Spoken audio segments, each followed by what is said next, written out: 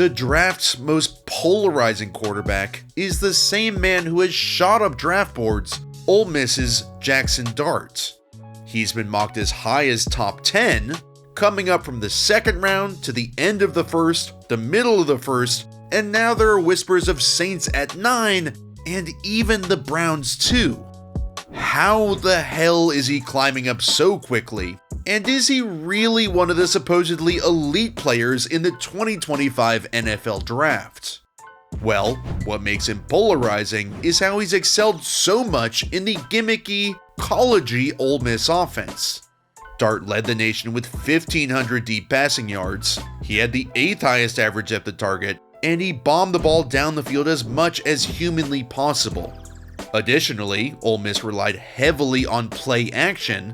They ran it the 3rd most in the nation at 53%, simply an insane number, and we'll dive deeper into why those two aspects made their offense seemingly gimmicky. But before we do that, I want to thank this week's sponsor, SeatGeek. With the baseball season kicking off, Cubs, White Sox, SeatGeek is the best app to use for buying tickets. With baseball happening damn near every day in Chicago, I might decide to go to a game the night before, hell even the day before a game, and I know SeatGeek will always give me a great deal. I prefer them because their app rates the deals for each game based on the best deal for each seat. A green dot means it's a good deal, a red dot means it's a bad deal. As I said, it can even be minutes before the game starts if I'm taking the train, bus, or at a bar. Anywhere I am, anything I'm about to go to, green dot it, and I'm there.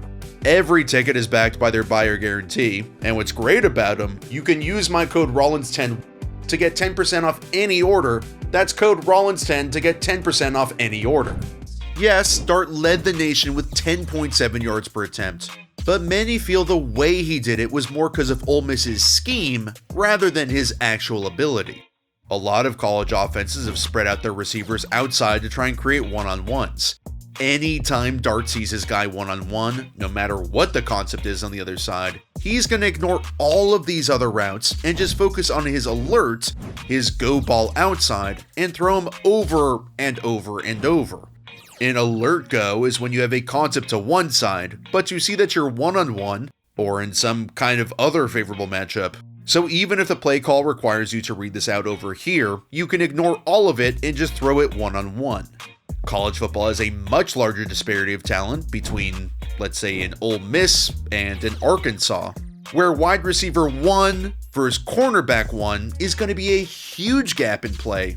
So these long deep balls outside are gonna hit, and also don't require a quarterback to do too many quarterbacky things, where he has to read coverages and progressions. Just look outside before the snap, and boom, we got a one-on-one, and boom. Then for play action makes a quarterback's job easier, because A, it forces the defense to attack the fake run action, and B, it's usually designed to target 1, maybe 2 specific receivers. So the quarterback doesn't have to fully go through 4 or 5 progressions, which is harder. This data also includes RPOs, run-pass options, where the entire offense is playing this like a run, with the offensive line blocking to push people back to create holes, and the running back is ready to run too. But if Dart sees his guy open, he'll pull the ball and throw for what's basically an auto-completion. So, if he has all of this help from this quote-unquote gimmicky scheme, who is the real Jaxson Dart? And to me, he's a very solid quarterback worth the early to mid first round hype. He's accurate, he's aggressive, he's got good anticipation, he's pretty damn good at using his legs, he's tough, and what impresses me most about his game is his vision, which you don't see in too many college quarterbacks. On 3rd and 14, check out this crazy rotation. Arkansas is showing 6 on the line, looking like they're gonna blitz, but then drop a defender off the ball deep to play this double buzz crazy cover 3 zone coverage, but Dart gets through all his reads and Ole Miss converts the first down. Up top, he's got this slant and go with a seam, which he starts with, and on the bottom is this cross-country dagger concept. He starts to his left to let dagger develop, and sees with off-zone coverage, the slant and go isn't gonna work.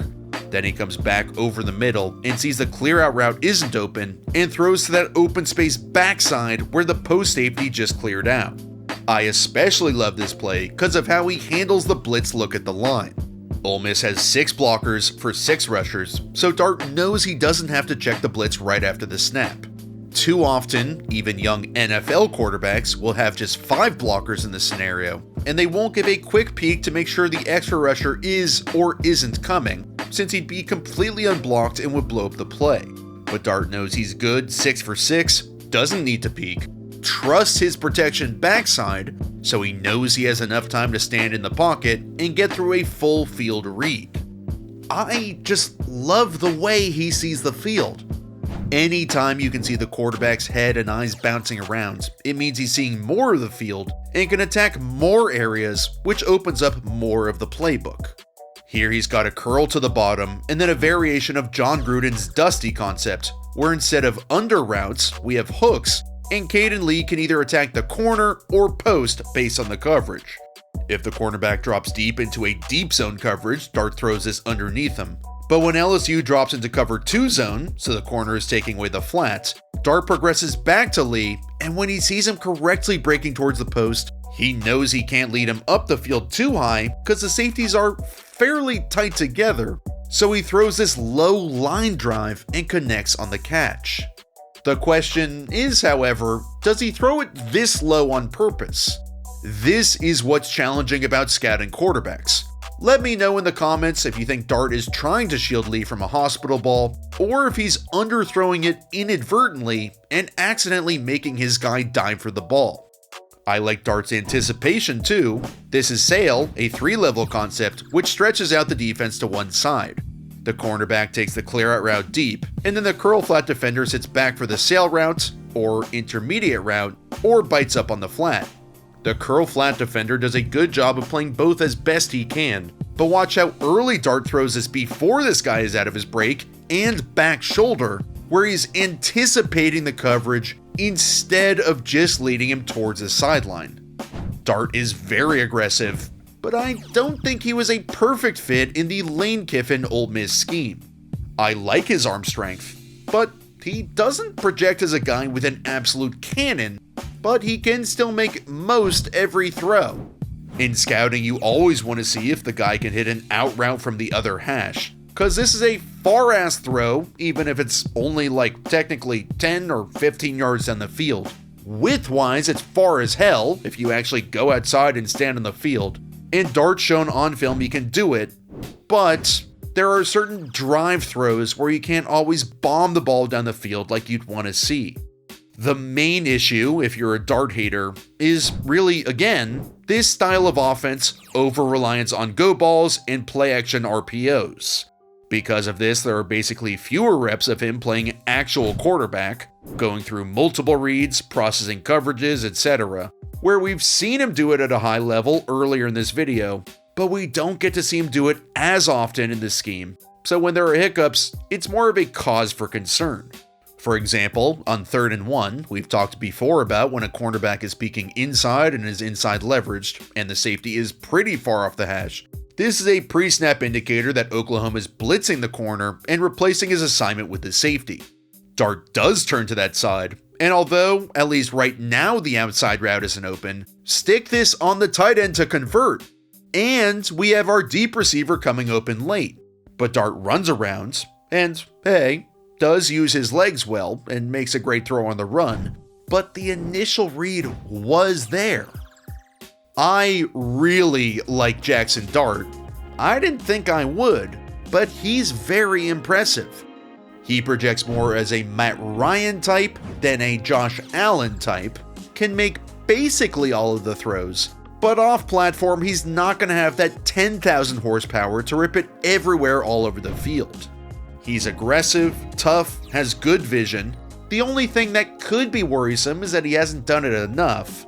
And while he did lead the entire nation in yards per attempt, because of the scheme, he might not be as fully developed a prospect if you're using that super high pick on him.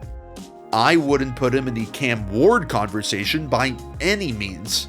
I could see him around the Shador area, but Dart is a rock solid QB3 in this class, And if you put him in the right scheme as a quick to intermediate thrower that can utilize his legs when needed, RPOs, and play action, now we are cooking. Jaxson Dart has shot up draft boards, and for good reason. He's not going to carry a franchise, but if you put him on a Saints team with a Chris Olave, Alvin Kamara, Jaxson Dart can turn your franchise around.